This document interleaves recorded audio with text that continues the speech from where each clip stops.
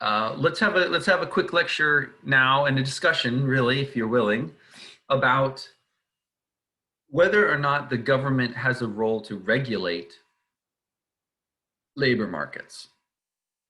We already talked about the minimum wage, but that is a regulation that says you're not allowed to hire someone for a wage under the minimum wage. We had a debate about that. I think most people, um, even the people who were against raising the minimum wage, most of them still thought there should be at least some minimum wage. Maybe we should increase it, not all the way to 15, but it should still be there. Maybe it should just increase with inflation, something like that. Okay, but what about other aspects of I think this lecture is interesting. This discussion is interesting because it's easy to forget all of the things that are regulated in labor markets. What type of stuff are people allowed or not allowed to do? So here's some slides about that. I'm gonna try to press current slide. Here you go. Here's some issues with the free market for labor. One was collusion. Maybe we don't want firms to be able to collude with each other to keep wages low. Asymmetric bargaining positions. If you think about it, if everyone's just thrown into a market on their own and wages are going to be determined just by how much bargaining power do you have? Well, there's a lot of asymmetry.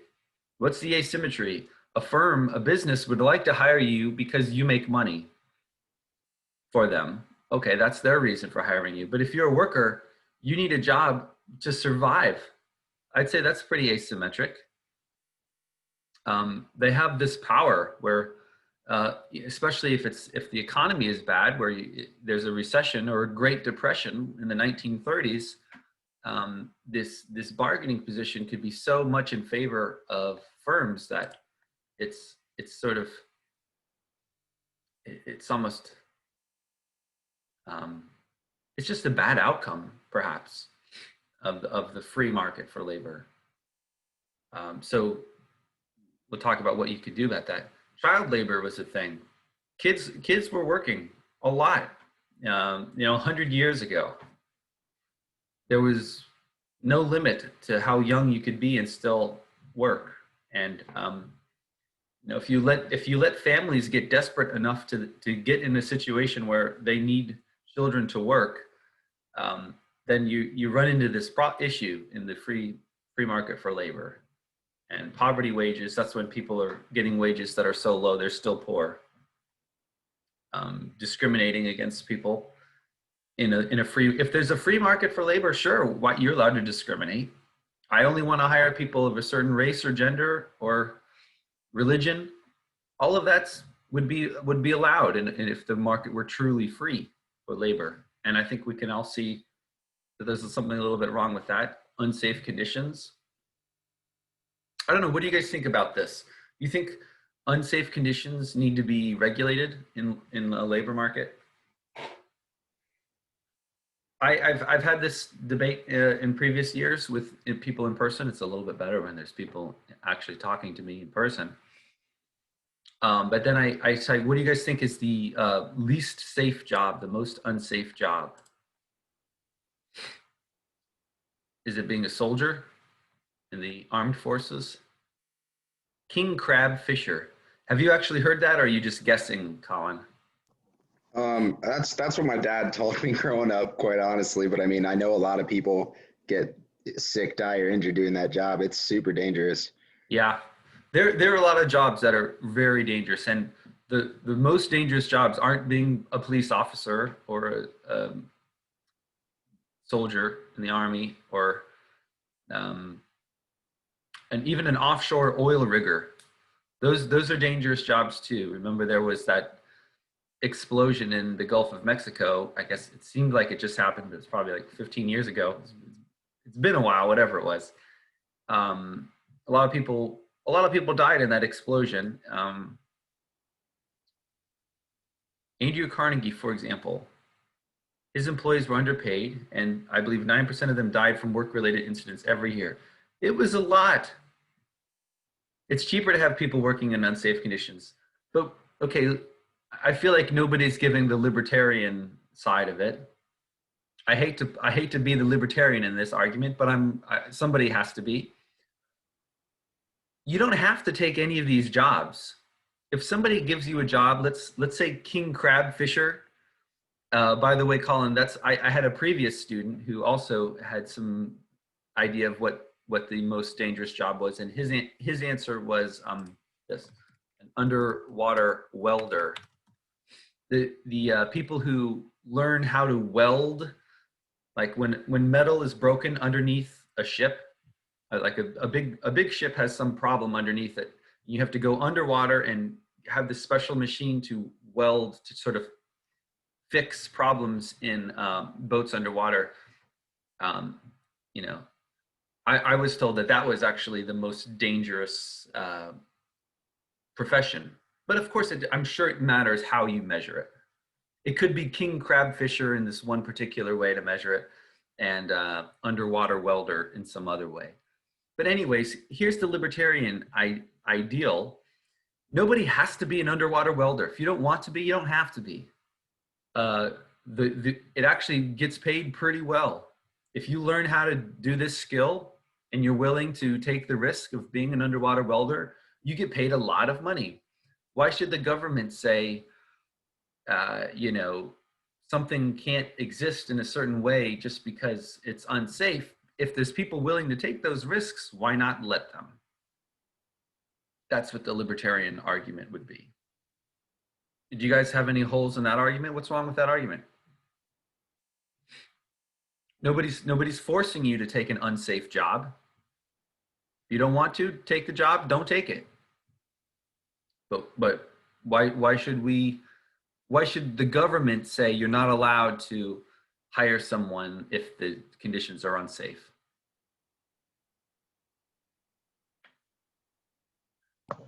I suppose that could be like a form of, I guess, reckless endangerment on the employer's part. But why is that bad? I'm going full libertarian on you now. So what? So they're endangering people. Yeah, they're endangering people, but it's all voluntary. This is the idea of libertarianism: is you always let people do whatever they want. If they want to take a job that's unsafe, let them. If they want to take drugs that'll kill them, let them. Everything it's about personal freedom at the extreme. So, if you believe this, you would say let the jobs be unsafe. People can take them if they want to. They don't have to. And you're saying it's reckless and dangerous, and I'm saying, yeah, it is reckless. Okay, the word reckless. Is it reckless? Yeah. Personal freedom without education is really dangerous. Yeah. Okay, what's the argument again? Why does the government have a role to intervene in these labor markets? Well, Isn't it? oh, do you have an answer? I was my thoughts on that. Yeah, is it not the government's job to protect its citizens, both from foreign interests and domestic ones? Sure. Okay. And okay, and I agree. And maybe there's another issue, which is just because let's say there is an unsafe job like underwater welder or king crab fisher, and by the government staying out of it, they could just allow whoever wants to participate in this job to do it. They could do that. They could just let that happen. But there's probably a better outcome, isn't there? The better outcome is forcing the firms to create an environment which is safe, but still, you can still employ somebody doing it, right? I guess my point is, I don't think there's so many jobs out there that only exist because they're unsafe. It's simply that somebody said this, Colin, I think, employers avoid these simply to avoid costs of workers' comp and new staff hiring. No, that's not what you're talking about. But yeah, it's cheaper to have people working in unsafe conditions. Emmanuel made that point really quickly. it's a really brief point, but that's true. Firms don't want to create the safe conditions. It's not that they can't. They just would rather not. So what is the role of government in a situation like this? It's to make the situation better, to improve the outcome, to provide people with safe jobs when previously there weren't. There were only unsafe ones. If you force a firm to pay the extra cost that is required to make their job safe, the firms aren't going to like it, but the workers will, and in the net gain to society could very well be positive. So I guess that's the answer to the libertarian argument. Okay, what else do I have for issues of lack of childcare? And by this I also mean infant care. When you have maternity, right? When you, if there's a free market for labor, you probably aren't going to hire a woman. I mean, you probably aren't going to hire a pregnant woman, right? And but because of that, you might not even hire any young woman knowing that they might become pregnant. And we sort of think this is unfair too. Is the free market? Well, anyways, maybe there should be some sort of accommodation to families, because as a government and as a country, we should care about families. And that would be one reason for intervention. So here's this comment: can regulation, which is federal law, we can talk about state law too, but for this class, it's about economic issues of the United States, not just Virginia. What are just regulations that you could do? What are the costs of regulation? All of these have some sort of costs. I think it's interesting, some of the history of the people who were against regulation at these times. So let me show you what the regulation actually is for all of these things. For collusion, to say that we don't want firms to be able to collude, they wrote something called the Sherman Act of 1890. Anything that is restraining trade is illegal according to the Sherman Act. Why do we do that? Because we don't want this free markets to have to sort of actually be anti-competitive, right? That's what the Sherman Act is. What do we do about these asymmetric bargaining positions? We had the National Labor Relations Act. It allowed people to form unions and have some protections for their unions. Why do they do that? It's just to even the bargaining position. If you have labor that's organized, now all of a sudden they have some bargaining power when each individual person might not. One person says, I need a higher wage, otherwise I'm going to quit. The firm could just say, fine, see you later. But if the whole group of workers all say that, they have some bargaining power.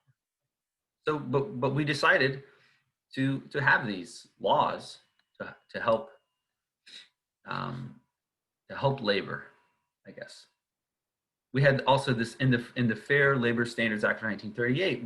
We said you can't have child labor anymore. I mean, there are certain exemptions, I think, for agriculture.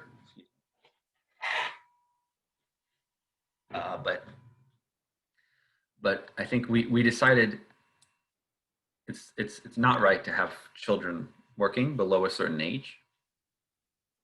And this is one of those where the people who were the pro-business people thought that this was crazy. Why should you restrict who can work somewhere? Firms were like, if you do this, we're going to go out of business. Well, they didn't go out of business. That was a bluff. Same thing with poverty wages, right? If you force us to have a minimum wage, we're gonna all disappear. The American system will crumble. All businesses will just fold, and we'll be the laughing stock of the world. Okay, I don't know exactly what their position was, but my point is that these were all resisted. These federal regulatory labor laws, almost all of them came with this backlash of from the business community saying, we can't do this. You can't make us do this. It's going to have all these terrible consequences. And this is sort of what part of the progressive movement just eventually got these labor protections that we have today. Discrimination, there's some really big ones here, aren't there? The Equal Pay Act of 63, the Civil Rights Act of 64, Americans with Disabilities Act in 1991. These all have to do with saying that firms aren't allowed to just explicitly discriminate against people for their race, gender, disabilities, etc. You might argue they can still do it, just not explicitly. But at least, starting in the 1960s, we had these laws, part of the civil rights movement, that said the free market isn't getting it done. The free market says, well, I'd like to hire you, but I can only hire white people because I care about my customer base, and they want me to hire white people, so that's what I have to do. I mean, this sort of system perpetuates itself, and you can argue this is the reason we have a federal government, to say you have to treat people fairly. It's in all of our interests to have a system that has more fairness, more equity, and that's why you need these laws. Okay, unsafe conditions. This is a big one too. We have this Occupational Safety and Health Act called OSHA in 1970. When it was passed in 1970, there were 14,000 deaths per year, occupational deaths. Now there's only approximately 5,000 deaths per year, and most of those are just due to increased transportation. Part of this is our population has gotten way bigger. There's way more people doing way more jobs, and still the number of occupational related deaths has gone way down. And you can attribute that to OSHA. And it is this idea that, yeah, you could have a free market where anybody can work anywhere, take any unsafe job, and it's not up to the employer to create safe conditions. But I think we can all agree that fewer deaths is better. So that's the role of government, I would say. I don't know if I have anything else. Oh, yeah, there's still an ongoing debate about family medical leave. In 93, we got medical leave for parental leave, but it's not paid. And a lot of people, mostly the liberal side of our government, wants to have paid parental leave. That's one of the issues I thought about debating in this class, but I think I chose not to. Or maybe I offered to have it and no one chose it. I forget. But yeah, this is another role the government may say, that we care about families in this country, and we want to give mothers and fathers just some time to be at home with their babies, because we think it's good for the babies and it's good for when those babies grow up to be people. Anyways, that's my summary of federal regulatory labor laws.